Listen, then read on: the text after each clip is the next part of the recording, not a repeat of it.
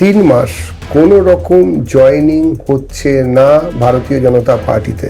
যে কোনো বেনিয়ম বন্ধ করে দেওয়া হবে। দলটাই ভেঙে যাচ্ছে, এখন আবার মূর্তি নিয়ে প্রতিবাদ করছে। পুষ্পা এবারে মালা হবে, অসুবিধার কি আছে? সুতো দিয়ে গেঁথে যেখানে রাখা হবে। এইটাই সেই হাইকোর্ট যার সামনে ওরা পোস্টার মেরেছিল।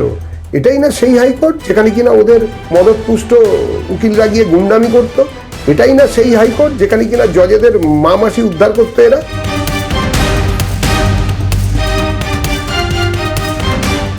দেবজিৎ, আপনাকে মাধ্যমে স্বাগত। ধন্যবাদ। দাদা, আমরা দেখেছিলাম শ্রমিক ভট্টাচার্য, উনি একেবারে বলে দিয়েছিলেন যে 3 মাস কোনো রকম জয়েনিং নয়। তো সেক্ষেত্রে আমরা দেখতে পাচ্ছি বিভিন্ন জায়গায় শোনা যাচ্ছে যে জয়েন হচ্ছে নতুন করে। সম্মাননীয় রাজ্য সভাপতি শ্রী শ্রমিক ভট্টাচার্য তিনি ঘোষণা করেছেন।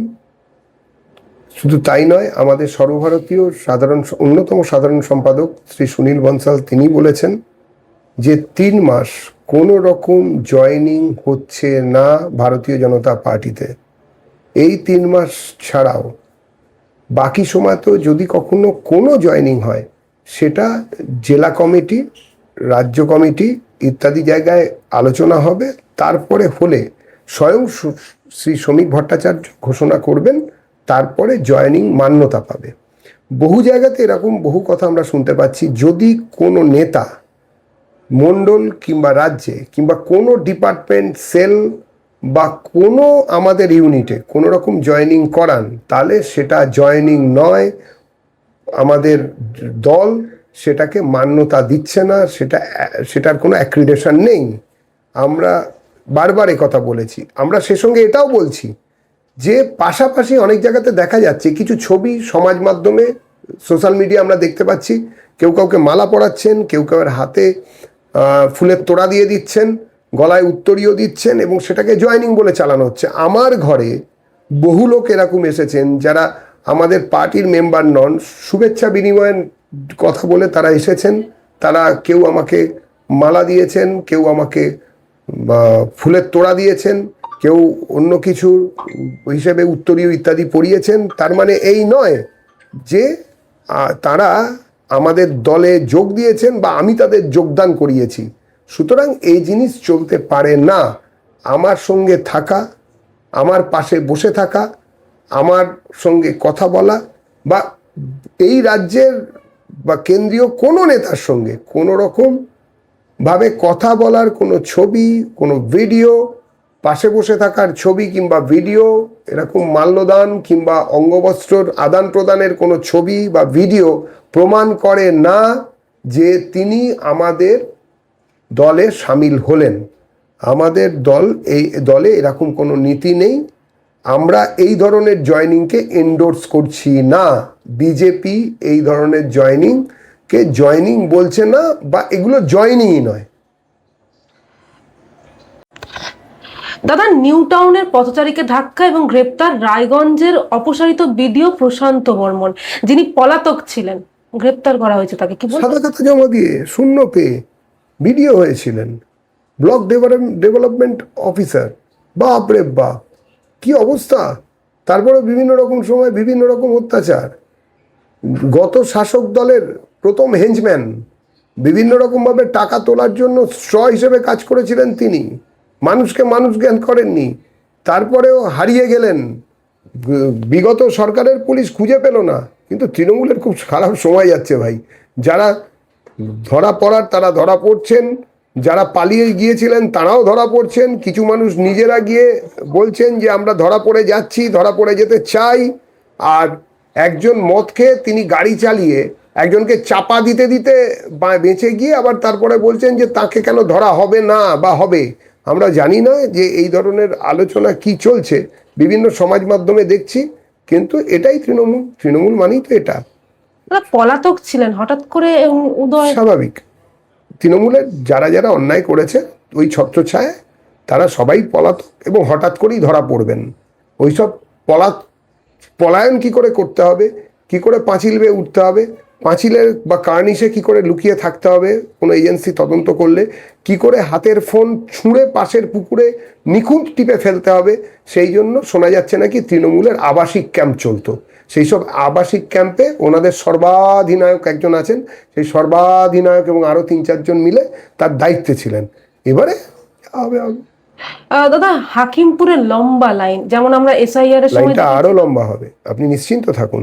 হাকিমপুর, হুকুমপুর, যত রকমের ইন্দো বাংলাদেশ বর্ডার আছে ওখানে লাইন অনেক লম্বা হবে। পশ্চিমবঙ্গের সাধারণ বাঙালি ওনাদের জলের ব্যবস্থা করবেন যাতে অসুবিধে যাতে না হয় চলে যাওয়ার জন্য, এবং খুঁজে খুঁজে বার করা হবে। Detect, delete and deport. আমরা কোনো গোপন ঘোষণা করিনি, আমরা সরাসরি বলেছি, কোনো মশারির আড়ালে নয়, মুখোশের আড়ালে নয়, দেওয়ালের আড়াল থেকে নয়, গাছের আড়াল থেকে নয়। বিজেপি 80-র দশক থেকে একটা কথাই বলেছে যে অনুপ্রবেশ বিনা যুদ্ধে ভারত দখলের চক্রান্ত। ধর্মের নামে দেশ ভাগ করে নিল, তারপরে আবার এ পাড়ায় এসে সবাই ভাই ভাই বলতে হবে। আসবে কেন? নিজের দেশে থাকো না, আসবে কেন এপারে? সুতরাং আসা বন্ধ, কোনো রকমভাবে আসা যাবে না। যারা ভুল করে এসে গেছে বা এসে গিয়ে ভুল করেছে তাদেরকে আবার ওখানে ফেরত পাঠিয়ে দেবে। এসআইআর এর সময় আমরা দেখেছিলাম এক দলকে যেতে, আবার যাওয়া দেখছি। আরো দেখবেন, এরা ছিল কোথায় আরো এতদিন? দেখবেন। এই আমাকে প্রশ্ন করবেন না, এই প্রশ্নের কোনো উত্তর বিজেপি দপ্তর থেকে আমরা দেব না। এসআইআর এর সময় যারা বলেছিল যে কোথায় অনুপ্রবেশকারী, কোথায় রোহিঙ্গা, পাশাপাশি তো এতদিন রইলাম, বুঝতেই পারলাম না কে কোনটা। তো যাদেরকে বলেছিলেন সেই সব দোকানদারদের এখন দাঁড় করান, ওখানে দোকানদাররা গুনে গেঁথে বলে দিক যে কোথায় কে ছিল, কোথায় আছে, চোখ ফুটুক। আর একটুখানি রোদে দাঁড় করান, ওদেরকেও পাশাপাশি দাঁড় করান। যদি বিশ্বাস করতে না চায় তাহলে বুঝবো যে ওরাও ভারতীয় নয়, ওদেরকে ওপারে পাঠিয়ে দেওয়া হবে। দাদা, আজকে মুখ্যমন্ত্রী বলেছেন এদের উদ্দেশ্যে যে তাড়াতাড়ি পালান। মুখ্যমন্ত্রীর কথা বলেছেন, তিনি নিশ্চয়ই কিছু বুঝেছেন বলেছেন। দাদা, অন্যদিকে আমরা দেখতে পাচ্ছি যে চোলাই মদ বা এই যে লটারি, এইসব নিয়ে সরকারের পক্ষ থেকে যে কোনো বেনিয়ম বন্ধ করে দেওয়া হবে। চোলাই, লটারি, অন্যরকম কোনো কিছু যা সমাজের ওপর ক্ষতি করতে পারে ইত্যাদি প্রভৃতি বন্ধ, চলবে না। দাদা, আগামী কাল থেকে অন্নপূর্ণা ভান্ডারের ফর্ম বিলি করা হবে, অফলাইন এবং অনলাইন। এই সরকার করছেন, আমরা স্বাগত জানাচ্ছি। যারা যারা অ্যাপ্লিকেশন করবেন সরকার খতিয়ে দেখবেন, এবং যারা সেখানে প্রাপ্য বলে যাদের মনে হবে তারা পাবেন, নিশ্চয়ই পাবেন। এটা তো আমাদের অঙ্গীকার, আমাদের শপথ বাক্যের মতন করে আমরা লোককে সংকল্পপত্র দিয়েছিলাম, সংকল্পপত্র অনুযায়ী কাজ হবে। দাদা, যুব ভারতের সামনে যে মূর্তিটি ছিল, সেই মূর্তি ভাঙা নিয়ে আমরা দেখতে পাচ্ছি তৃণমূলের পক্ষ থেকে মানে প্রাক্তন মুখ্যমন্ত্রী তিনিও প্রতিবাদ করেছিলেন, তারপর তৃণমূলের পক্ষ থেকে দলটাই ভেঙে যাচ্ছে, এখন আবার মূর্তি নিয়ে প্রতিবাদ করছে। ওরা দল আগে আটাটা রেডি করুক, সব কি সব আটা আছে জোড়া দেওয়ার, সেই সব নিয়ে ওরা সেটা কি পাবে, কোথায় পাবে সেই নিয়ে গবেষণা করুক। যে মূর্তি রেখেছিল লোকে তো দেখে আঁতকে উঠতো, সুন্দর বলছে। হ্যাঁ, ওদের কাছে ওইটাই তো সুন্দর। দেখুন, কি বলে, মাছির কাছে বিষটা সুন্দর, মৌমাছির কাছে মধু সুন্দর।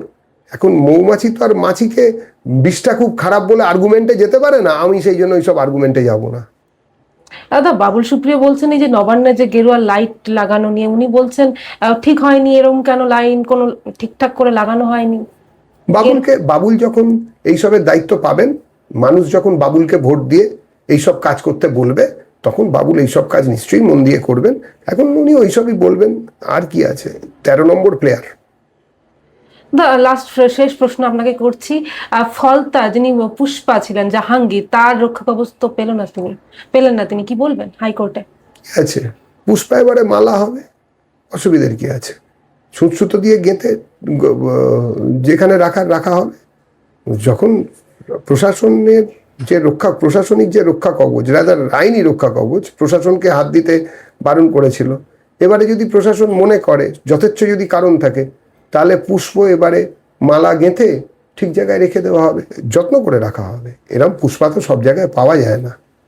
দিকে দিকে তৃণমূল নেতারা হাইকোর্টে যাচ্ছেন রক্ষা কবচের জন্য। কেন লাগছে সেটা তো দেখতে হবে। হাইকোর্টে যান যেখানে, মানে ওনাদের এটা যে কোনো মানুষের রাইট হাইকোর্টে যাওয়ার, ওখানে চলে যান। এইটাই সেই হাইকোর্ট যার সামনে ওরা পোস্টার মেরেছিল। এটাই না সেই হাইকোর্ট যেখানে কিনা ওদের মদতপুষ্ট উকিলরা গিয়ে গুন্ডামি করতো? এটাই না সেই হাইকোর্ট যেখানে কিনা জজেদের মাসি উদ্ধার করতো এরা? এখন বুঝুক কেন যাচ্ছে ওরা বুঝুক ওরা যাচ্ছে কেন। তবে বেশি দিন তো আর যেতে পারবে না। তারপরেও তো জাগবে অন্য জায়গায়।